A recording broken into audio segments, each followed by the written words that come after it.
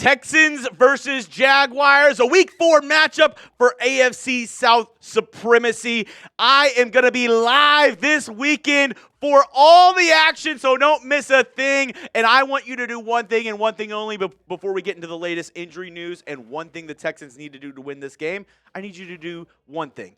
And that's like today's video. Hit that thumbs up icon if you want the Texans to beat the Jags this week. Hey, I said last week, if we like the video, the Texans will beat the Vikings. That video didn't get a ton of likes. So I'm a superstitious person. Let's put some good energy into the universe. Go over there and hit that thumbs up icon, and let's get into today's video.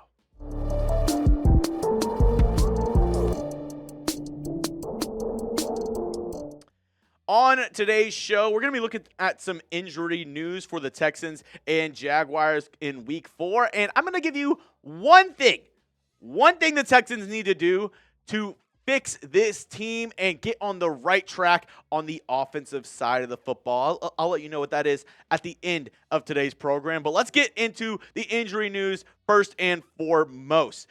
Jaguars linebacker, Foye Oluokun.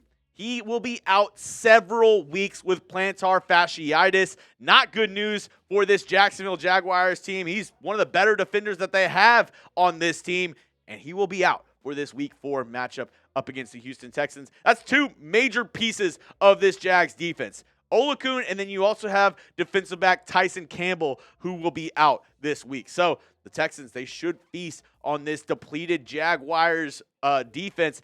Hopefully, C.J. Stroud and company can do just that. But somebody who might not be able to do that this week, Tank Dell.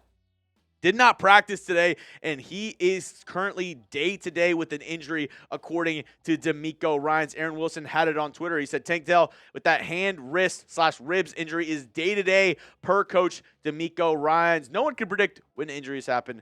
Yeah, you're right, DeMeco. No one can predict it, and it really does suck because I was hoping that Tank Dell would have a breakout game either last week or this week, but maybe we'll have to push that a couple weeks down the road because he might not be good to go in Week 4 up against the Jacksonville Jaguars. It sounds like it's going to be a game-time decision for Dell, which really sucks for me and my fantasy teams because I have him on multiple teams. So I don't know what I'm going to do up until that point, but I'll keep you updated with the latest around Tank Dell and his injury news. Another guy who is on the injury list, Joe Mixon. He did not practice today. He's still dealing with that ankle injury that he suffered up against the Chicago Bears on Sunday Night Football in Week 2.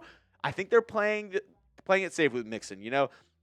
He was, talking about, it might be a week, might be 2 weeks. I think they want to be more precautious with this injury because obviously they traded for him in the offseason. They gave him a new contract this offseason. He's their bell cow back. He looked really good in Week 1, and they don't want him to further injure that ankle and have him out whenever they need him the most. And that's towards the end of the season. That tough stretch that they have to end the year, they really are going to need Joe Mixon. So they're playing it safe with him.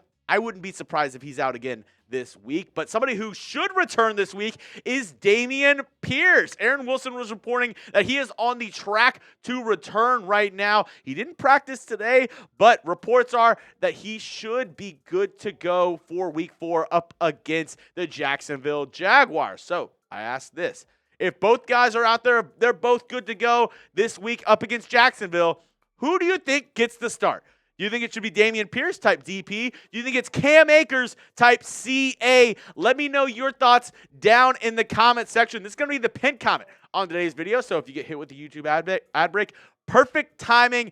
Let the ad play and go down and give me your answer on who should start at running back for the Texans this week.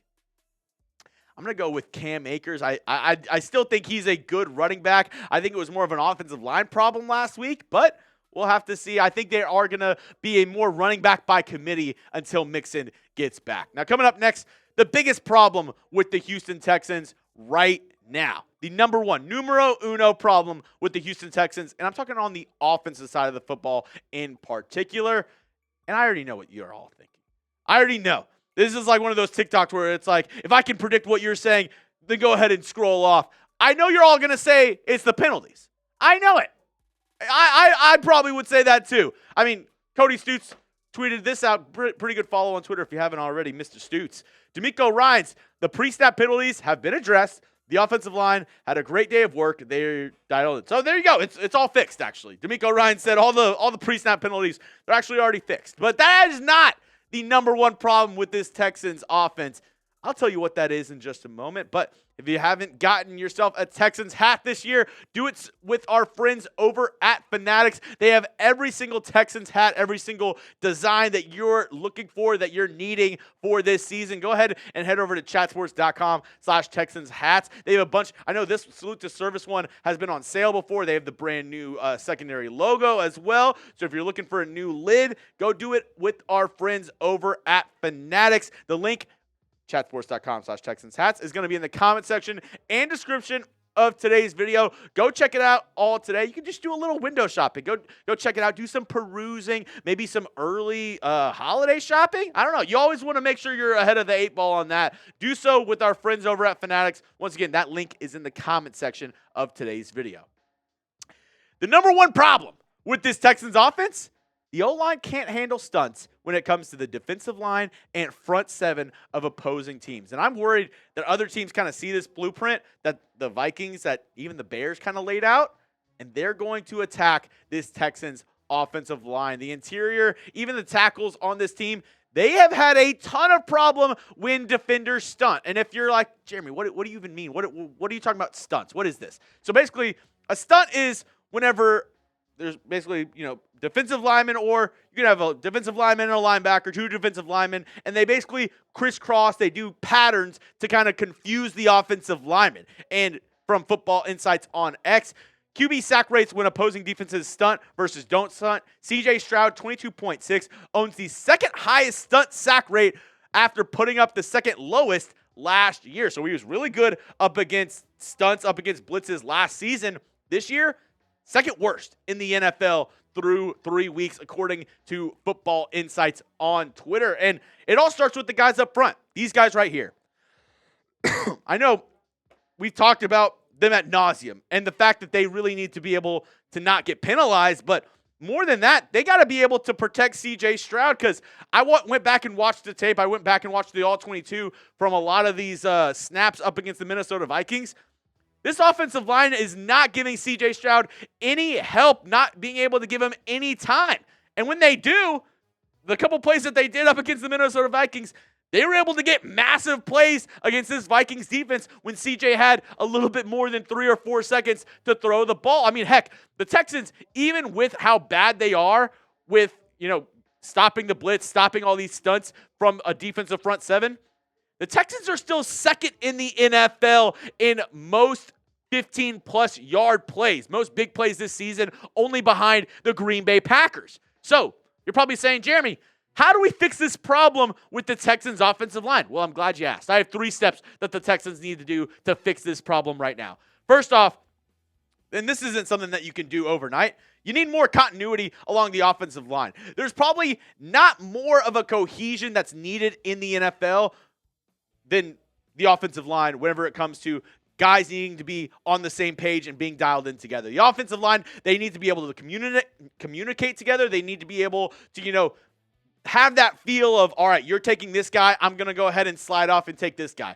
They need to work together a little bit more. They need to get in the lab, these 5 guys, this offensive line. And that's why you hear about so often, this offensive line hasn't been able to get on the right track. They've been subbing guys in more and more and more, kind of like the Texans did last season. But this offensive line needs to get their stuff together and be able to figure out how to block all these stunts and all these exotic blitzes that are coming their way. And it's not just with the offensive line. I'm going to put a little bit on the QB1, C.J. Stroud.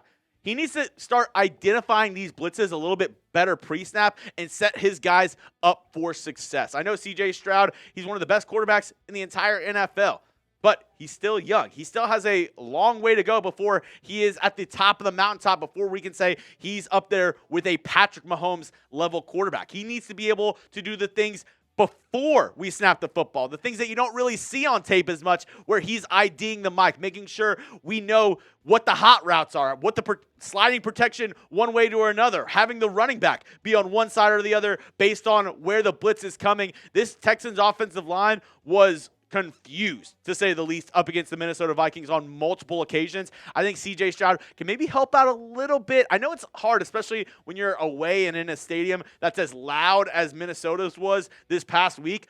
But I think CJ could just do a little bit better job at helping out his guys up front, helping out his offensive line, and getting them set up for success. The third part, it's got to go with Bobby Slowick.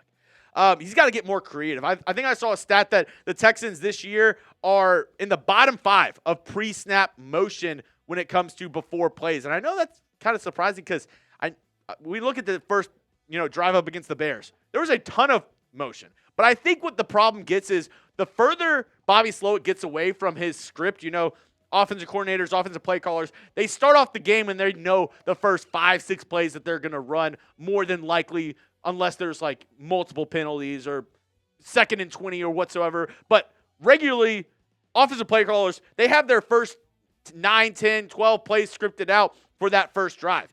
But once we get past that, Slowick kind of gets a little bit vanilla. He doesn't have a lot of motion on that offense, and we're really not seeing the Slowick that we saw last year that made this Texans offense such a vital threat to this team. I really want to see Slowick improve in the next couple of weeks. I know a lot of people have been saying, Slowick's overrated. Look what happened. It was a one-year fluke with this guy. I don't think that's the case. I think he's really a smart offensive coordinator. I think he's getting challenged a lot more this season. The target's on his back a little bit more because teams are saying, hey, C.J. Stroud, this Texans team, they've been the talk of the whole offseason. We want to make sure we're out. We're ready to get them whenever we play them. I think that's the case a little bit more this season. But I want to see Slowick get in his bag a little bit more, come up with some more creative play calls, and be able to help this Texans offensive line out a little bit more with some motion, some misdirection, so the defense isn't able to just pin their ears back and get after C.J. Stroud. That's all I have for you on today's show, folks. I hope you enjoyed it. A little bit more of an analytical view of this Texans team in today's video. If you're a real one, if you made it to the very end of today's video, I need you to do 2 things. 1, I need you to hit that sub button. And if you are a loyal subscriber, I want to show you some love for making it to the end of today's video. Go drop those H's down in the comment section because you know what it is. H-Town, hold it down all day long. And don't forget, I'll be live this Sunday, Texans versus Jags. Be there or be square. Make sure you're in attendance. Make sure you're subbed, and let's get a Texans dub this week.